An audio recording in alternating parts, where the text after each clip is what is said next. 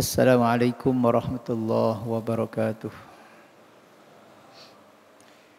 Innal hamdalillah nahmaduhu wa nasta'inuhu wa nastaghfiruh wa na'udzu billahi min shururi anfusina wa sayyiati a'malina.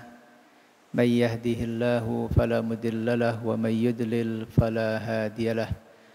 Asyhadu an la ilaha illallah wa asyhadu anna Muhammadan abduhu wa rasuluh.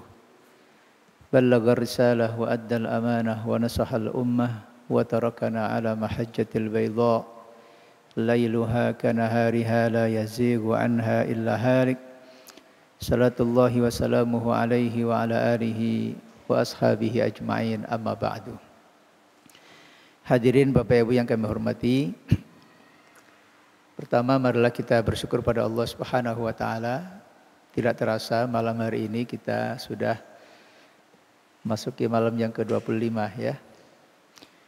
Tentu banyak hal yang kita syukuri, banyak hal yang kita pelajari, dan bermohon pada Allah Subhanahu wa taala mudah-mudahan stamina kita diberikan kekuatan sampai akhir dan kita bisa konsentrasi dan fokus untuk maksimalkan peluang di akhir-akhir Ramadan ini lebih dekat lagi kepada Allah Subhanahu wa taala. Dan bermohon mudah-mudahan ibadah kita diterima oleh Allah Subhanahu wa taala. Tema yang kita angkat pada kultum tarawih malam hari ini adalah mengobati penyakit hati. Saya ingin mengawali begini, sabda Nabi sallallahu alaihi wasallam dari sahabat Abu Hurairah radhiyallahu anhu menjelaskan begini. Ala inna fil jasadi mudghah. Idza salahat salahal jasadu kulluhu wa idza fasadat fasadal jasadu kulluhu ala wahiyal qalbu. Kita diberikan informasi oleh Nabi sallallahu alaihi wasallam tentang tabiat yang disebut dengan qalbu. Qalbun itu bahasa Arab. Dikatakan sumiyal qalbu li'annahu yatakallab. Qalbun itu disebut qalbun karena dia mudah sekali dia berubah-ubah. Dari orang sedih tiba-tiba kemudian dia bahagia ketika mendapatkan sesuatu. Tiba-tiba saja kemudian dia sedih lagi karena sesuatu yang dia dapatkan hilang.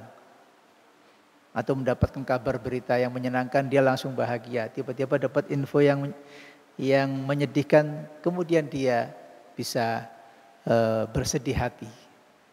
Gampang sekali hati itu berubah. Makanya doa yang diajarkan Nabi itu ya muqallibal qulub. Kita minta pada Allah Subhanahu wa taala mudah-mudahan hati ini tsabbit qalbi ala dinik atau sarrif qalbi ila taatik. Minta kepada Allah supaya hati kita ini senantiasa dalam ketaatan kepadanya. Atau senantiasa hati kita ini jejak begitu ya dalam berislam dan bertawajuh kepada Allah Subhanahu wa taala. Hadirin rahimakumullah. Karena itu Nabi kemudian mengatakan di kelanjutan hadis itu idza salahat salahal jasadu kulluh. Hati itu kalau baik maka pengaruhnya luar biasa. Yang lain ikut baik. Pikiran, perasaan, ya, tindakan, perbuatan, perkataan itu menjadi baik gara-gara hatinya baik. Sebaliknya wa in fasadat kalau hati itu rusak. Nah, ini yang kita harus waspada di sini. Fasadat kulluhu, maka semuanya rusak. Karena itulah imam atau sahabat Nabi yang meriwayatkan hadis ini, yaitu sahabat Abu Hurairah radhiyallahu anhu mengatakan, hati itu ibaratnya adalah raja. Atau hati itu ibaratnya adalah panglima.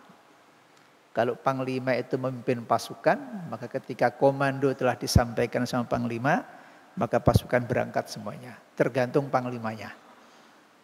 Kalau raja sudah begitu, raja kalau sudah bertitah mengatakan begini, maka yang lain juga siap dan taat kepada sang raja.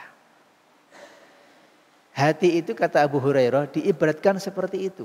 Jadi semua kita sebenarnya, tindakan kita baik dan buruk itu bergantung pada hati kita.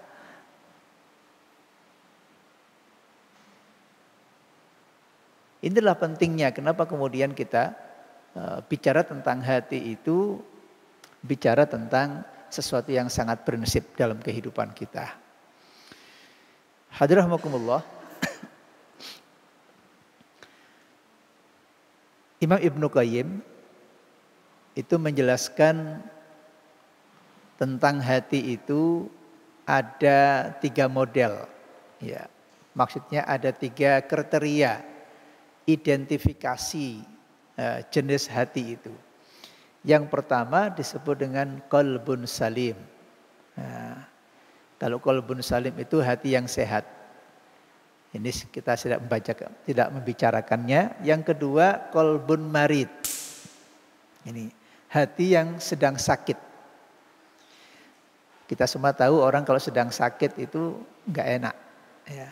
Sakit pun macam-macam penyakitnya. Kalau sudah sakitnya sampai tingkat komplikasi, sudah susah untuk kemudian diobati. Nah, kalau kita sudah merasa ada sakit pada diri kita, sebaiknya segera kita berobat. Hati pun demikian kata Ibnu Qayyim itu. Ada hati yang dia marid, sakit. Bergantung tingkat sakitnya. Tetapi hati yang ketiga itu hati yang qalbun mayyit. Hati yang mati. Masing-masing punya indikator. Orang yang disebut hatinya itu adalah qalbun salim. Jiwanya tenang. Pikirannya selalu menghadap pada Allah Subhanahu wa taala. Ya. Senantiasa hatinya terkontrol untuk ikhlas berbuat beramal karena Allah Subhanahu wa taala. Semangatnya untuk maksiat itu dikalahkan dengan ketaatannya kepada Allah Subhanahu wa taala. Pokoknya hidupnya itu pikirannya, perasaannya, tawajuhnya hanya pada Allah Subhanahu wa taala. Mau kaya, mau miskin, mau diuji dengan hal-hal yang nikmat atau sedang diuji dengan hal-hal yang berat, enggak ada persoalan buat dia itu. Karena apa? Hatinya hanya milik Allah Subhanahu wa taala. Orang seperti ini, dia kaya pun dia tenang, dia miskin pun juga tenang. Karena kebahagiaan tidak diukur dengan kekayaan atau kemiskinannya.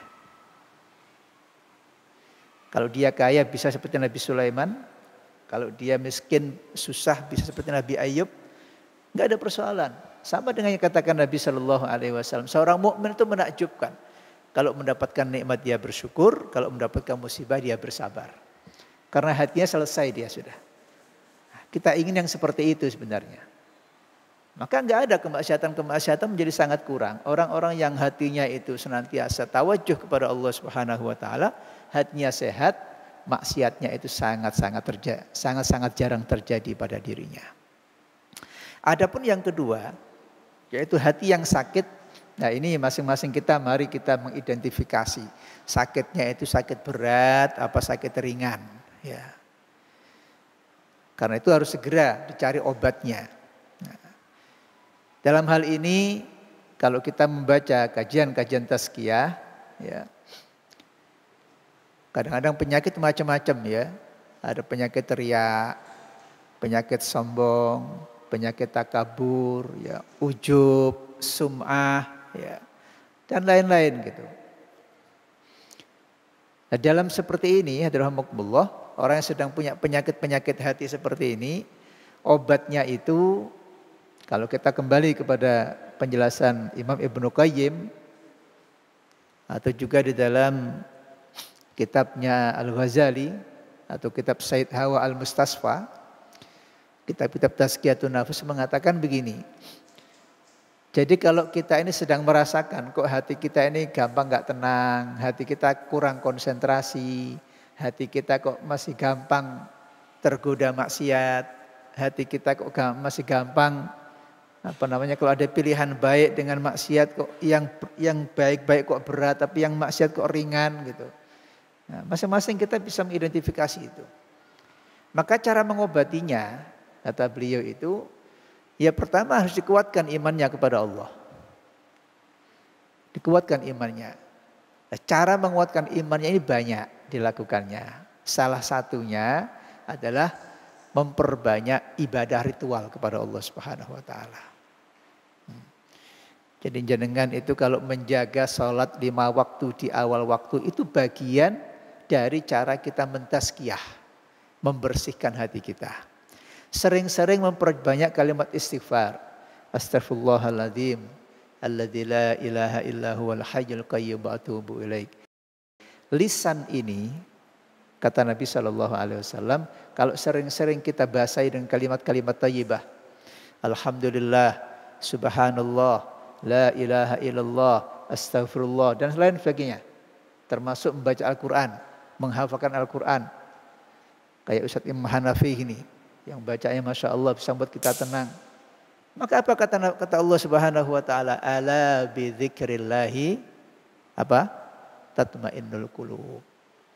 Orang itu kalau hatinya terus dalam suasana zikir pada Allah, zikrullah, zikrullah, zikrullah, tenang dia itu. Maka salah satu di antara kata Nabi, la yazalun nasu bi khairin ma dama lisanuhu ratban bi dzikrillah. Wa fi riwayatin ma dama lisanuhu ratban bi tilawatil Quran. Orang itu kata Nabi akan selalu dijaga oleh Allah dalam orbit kebaikan. Mau maksiat dijaga sama Allah, mau berbuat yang tidak baik dijaga oleh Allah. Kapan itu? Kata Nabi, ada dua riwayat di sini. Pertama, kalau lisannya itu basah dengan zikir pada Allah. Zikir pada Allah tidak hanya satu kalimat, banyak sekali bentuknya. Riwayat yang lain, kalau lidahnya ini basah dengan memperbanyak baca Al-Quran. Sederhana ya, tapi berat ini. Silakan dilatih. Makanya orang mau tidur, zikrullah, baca doa. Orang bangun tidur, zikrullah, baca doa. Alhamdulillahilladzi ahyana ba'dama amatana wa ilaihi. Orang mau masuk kamar mandi, orang keluar kamar mandi, orang di depan kaca, orang mau berangkat kerja, orang pulang kerja, orang mau makan, orang habis makan. Sampai orang mau hubungan suami istri pun juga harus pakai zikir pada Allah. Coba praktekkan itu. Mau berangkat kerja, mau dimanapun kita, coba ini. Daripada kita ngomong yang gak jelas-jelas, nyanyi yang maksiat, coba ini. Murojaah hafalan-hafalan kecil kita atau baca doa-doa tasbih kita. Baca istighfar. Nabi itu SAW minimal setiap hari dalam hadis Bukhari itu 70 kali. Dalam hadis Muslim 100 kali beristighfar kepada Allah dengan lisannya. Astaghfirullahaladzim alladzi la ilaha illa huwal hayyul qayyum wa atubu ilaih. Kalimatani khafifatani 'alal lisan, thaqilatani fil mizan. Subhanallah wa bihamdihi. Subhanallahil azim. Kata Nabi, dua kalimat yang ringan disampaikan, ringan dibaca, tapi berat timbangannya. Apa itu? Subhanallah wa bihamdihi. Subhanallahil azim. Coba sering-sering baca itu. Subhanallah wa bihamdihi. Subhanallahil azim. Subhanallah wa bihamdihi. Subhanallahil azim. Man qala la ilaha illallah khalisan min qalbihi dakhal jannah. Siapa yang mengucapkan kalimat la ilaha illallah tulus dari hatinya, pasti dia masuk surga. Maka sering baca la ilaha illallah, la ilaha illallah. Sering bersalawat pada Rasulullah sallallahu alaihi wasallam. Ini semuanya itu cara-cara yang diajarkan Nabi kita Muhammad sallallahu alaihi wasallam supaya hati kita ini bersih. Melihat yang baik alhamdulillah, berbuat yang salah istighfar astaghfirullahaladzim. Begitu. Ya. Yang kedua, sholat. Ini penting sekali sholat. Terutama sholat 5 waktu, di awal waktu dijaga. Kemudian sholat tahajud. Rasulullah pernah menegur seorang sahabat. La takun misla fulan. Kana yusalli lailan wa taraka qiyamal lail. Kamu jangan seperti orang itu. Tapi enggak disebutkan dalam hadis siapa orang itu. Kenapa? Kata Nabi, orang itu dulu mau salat malam, tapi sekarang dia tinggalkan salat malamnya itu. Salat malam ini Bapak Ibu, subhanallah, waktu-waktu yang mustajabah. Insya Allah kalau kita biasa bangun malam, ringan kita untuk mengerjakan salat 5 waktu tepat waktu. Tapi saya enggak yakin ketika orang itu salat 5 waktunya enggak disiplin, tiba-tiba gampang bangun malam lah. Hampir-hampir kata Nabi pernah ditanya, salat apakah yang paling baik setelah salat 5 waktu? Itu adalah salat malam. Wa minal laili fatahajjat bihi nafilatan lak asa ayyab'atsaka rabbuka maqamam mahmuda. Dan yang terakhir mungkin singkat saja, Sebisa mungkin kita ini menghindari maksiat. Karena maksiat itu sumbernya penyakit-penyakit hati kita. Ya, kalimatnya mudah tapi susah ya. Ada kalimat maksiat mata. Ini lihat yang haram-haram ini. Ada maksiat telinga, mendengarkan yang nggak jelas yang haram-haram itu. Maksiat mulut, bohong, dusta, menghina. Maksiat tangan sekarang yang menulis yang hoax, menulis yang nggak jelas-jelas. Banyak maksiat-maksiat itu. Coba perkecil ya, peluang-peluang maksiat itu, perkuat keimanan kita kepada Allah, sering-sering berzikir pada Allah Subhanahu wa taala, maka insya Allah dengan izin Allah Subhanahu wa taala, penyakit-penyakit yang ada dalam hati kita ini akan dengan sendirinya terobati. Nah, dan yang paling terakhir, yang tidak kalah penting adalah kadang-kadang memang kita salah pergaulan, salah lingkungan. Maka cari lingkungan yang baik. Cari lingkungan yang kondusif. Anda baik tapi berada di lingkungan yang tidak baik, itu berat daya tahannya. Bertahan itu berat. Jangan-jangan kita pun juga akan ikut arus. Tapi kita diajarkan oleh Allah Subhanahu wa taala supaya kita sering-sering berkumpul dengan yang baik-baik. Dalam rangka untuk menjaga ketakwaan kita. A'udzubillahi minasyaitonirrajim. Ya ayyuhalladzina amanu taqullaha wa kunu ma'as-shadiqin. Di cara menjaga kebaikan kita, cara menjaga hati kita, cara menjaga ketakwaan kita, salah satunya dengan cara apa? Dengan siapa kita bergaul. Sering-seringlah berkumpul dengan jamaah taklim seperti ini, jamaah salat seperti ini, dengan orang-orang yang baik. Maka insya Allah Allah pun juga akan menjaga kebaikan-kebaikan kita. Demikian singkat yang bisa sampaikan. Sekali lagi mudah-mudahan bermanfaat.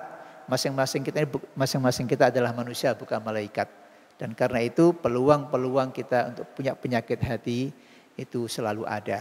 Dan karenanya mari kita bermohon pada Allah Subhanahu wa taala. Kemudian kita berusaha berikhtiar secara maksimal. Kemudian kita pun juga berusaha berada di komunitas-komunitas yang baik. Mudah-mudahan dengan itu Allah Subhanahu wa taala menjaga hati kita dan meluruskan hati kita. Aku lu matasmaun wal afu minkum. Assalamualaikum warahmatullahi wabarakatuh.